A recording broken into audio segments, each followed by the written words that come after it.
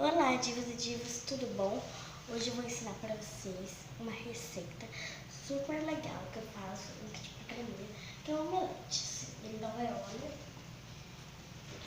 E também não é mussarela, você vai ter máscara ali.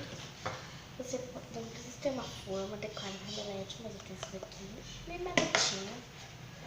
Vou precisar de 2 ovos, queijo da sua preferência,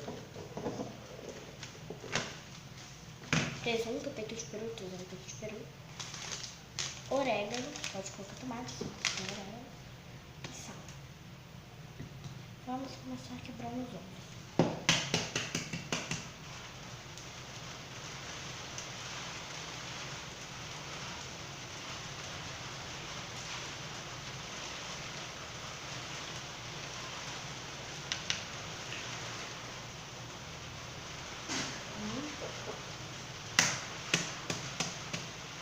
São 2.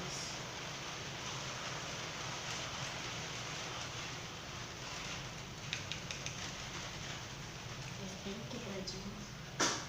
Ai, meu Deus, não é muito assim. Agora que já peito de peru. 2 fatias. Tá chovendo, é um barulho. Mas se por acaso estiver querendo, eu não tenho nada. Vou ficar assim mesmo.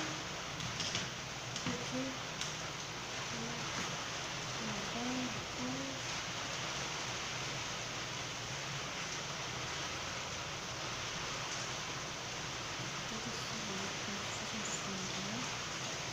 Se você tiver frio, pode colocar também.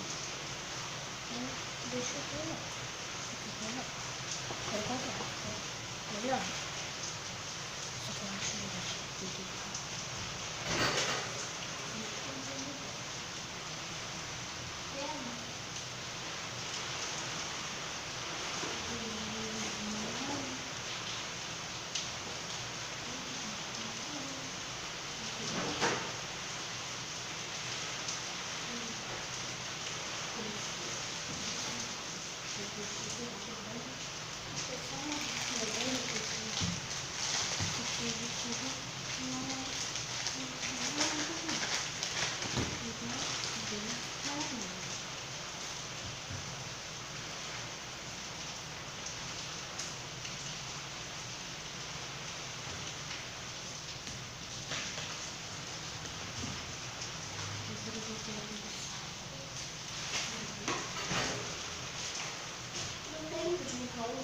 Do seu. Eu deixo 2 minutos e meio. Suficiente. Eu vou chamar aqui, senão não derrete. Tô picando bem.